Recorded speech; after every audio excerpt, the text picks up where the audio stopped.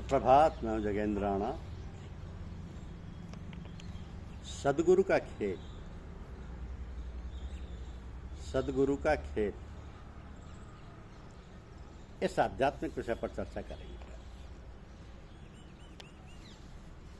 आपने देखा होगा कि ओस के कण सुबह घास पर मोतियों की तरह चमकते रहते हैं।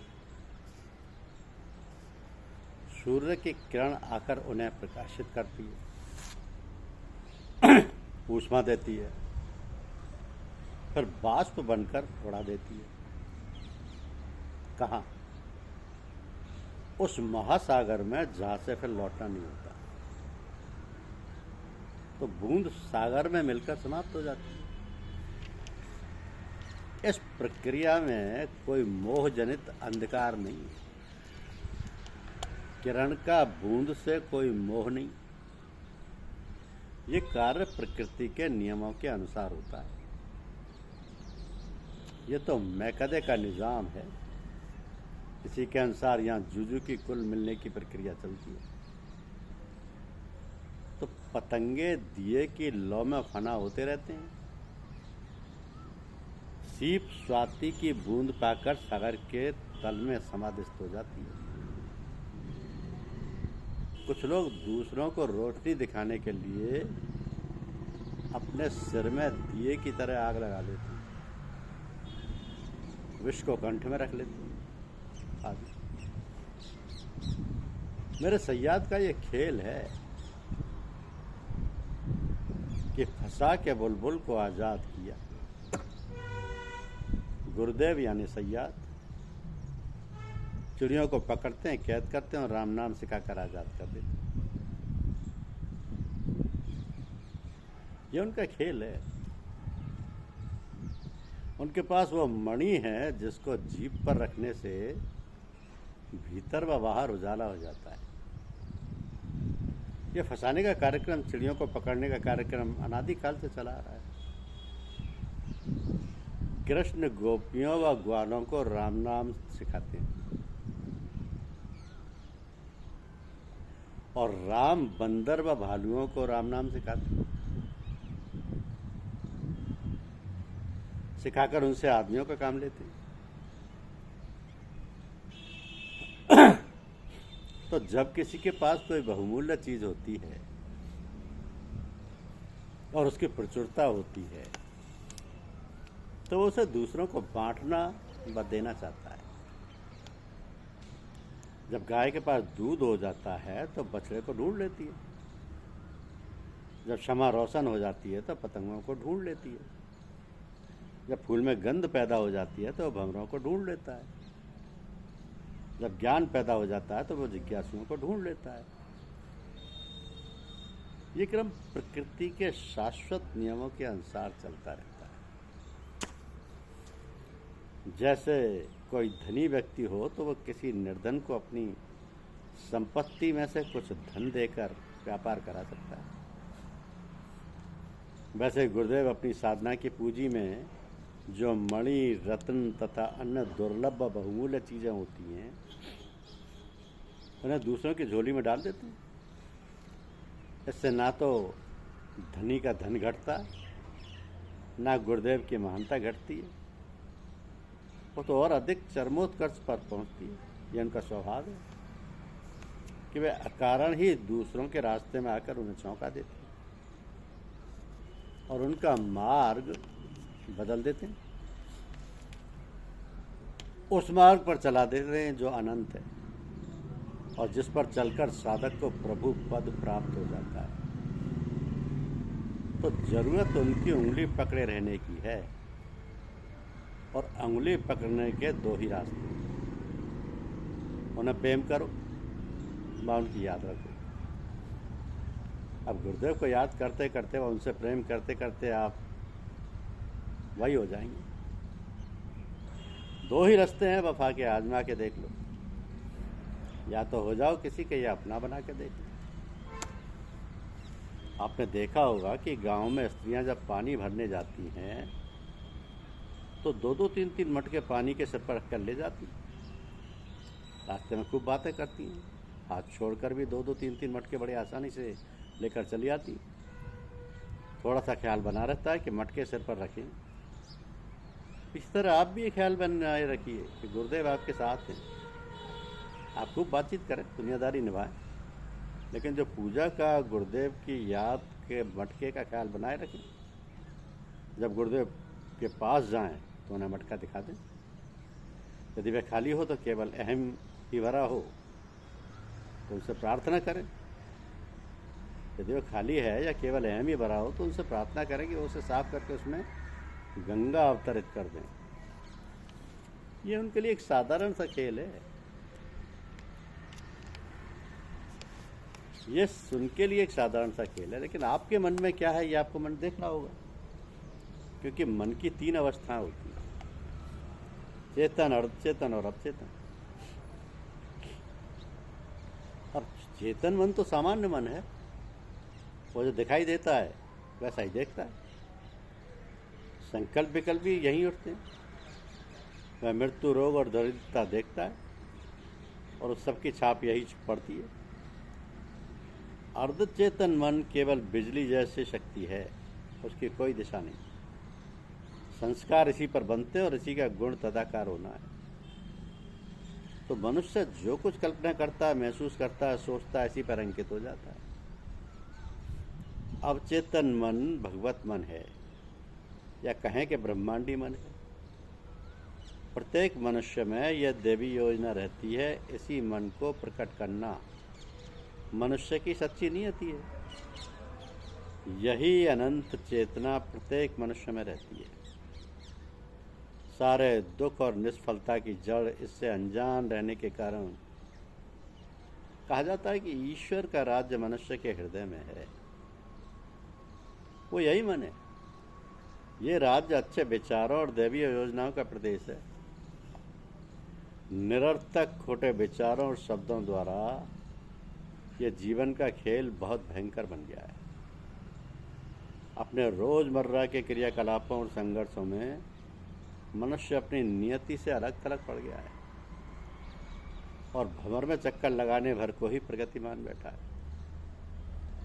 इस हलचल में इच्छाओं की आंधी में अंतरात्मा के स्फुरण का अनुसरण करने की किसको फुर्सत है। मानव के मार्ग पर सदा विपुलता और भरपूरता रहती है, किंतु उसका आविर्भाव इच्छा, श्रद्धा और उच्चारित शब्दों के द्वारा ही होता है। मनुष्य सदिच्छा, श्रद्धा और सही शब्दों के उच्चारण द्वारा अपने जीवन के मार्ग को प्रशस्त कर सकता है।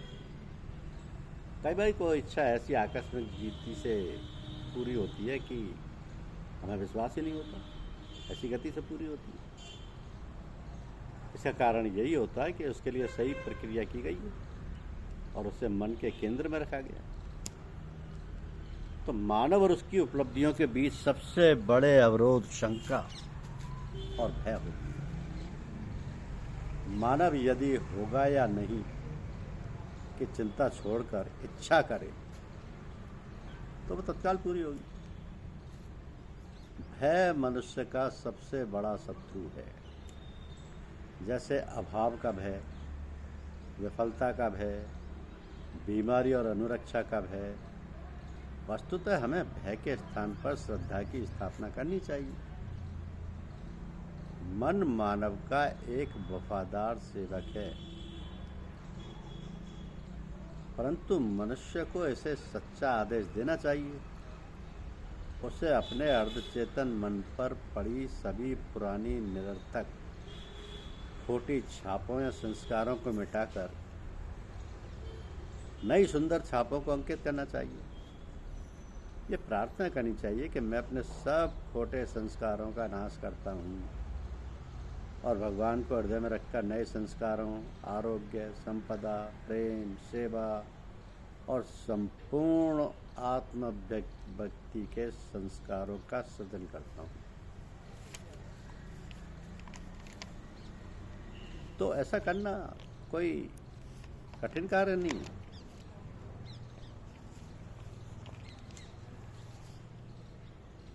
रामायण तो आप पढ़ते हैं, पढ़ने में बहुत आनंद आता है। किंतु इस ग्रंथ की गुरुता का आभास होना चाहिए। अगर गुरुदेव के कहने से महान ग्रंथ जीवित उठता है तो बार बार पढ़ना चाहिए।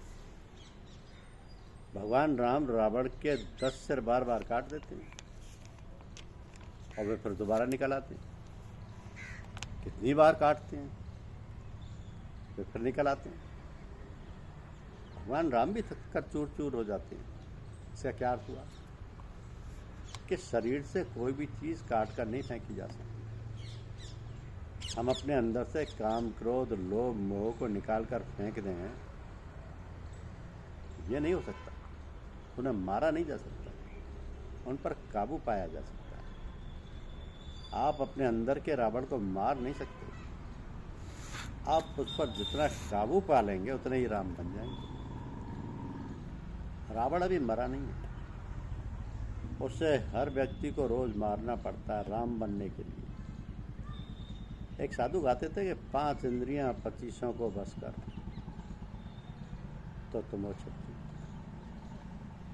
5 इंद्रियां 25 को बस कर तो तुम हो छत्री। राम ने बाली को मारकर सुग्रीव को राज दे दिया। सुग्रीव को राज मिल गया, पत्नी तारा मिल गई, सब बस सब ठीक हो गया। राम पास में कुटिया बनाकर लक्ष्मण के साथ रहने लगे। सुग्रीव अपने राज काज में लग गया। जो सीता को खोज निकालने का वादा किया था सब भूल गया। और राम ने उसे बहुत याद किया, किंतु सुग्रीव को कैसे राम की याद आती। आखिर उन्होंने लक्ष्मण को सुग्रीव को बुलाने के लिए भेजा। लक्ष्मण ने जगकर उसे डांटा और संग लेवा लाया। तो राम के समक्ष आकर उसने बड़ी क्षमा प्रार्थना की और कहा, महाराज जिसे मोह ना हो और जिसे स्त्री के बाण न लगे हों, वो तो आप ही के समान है।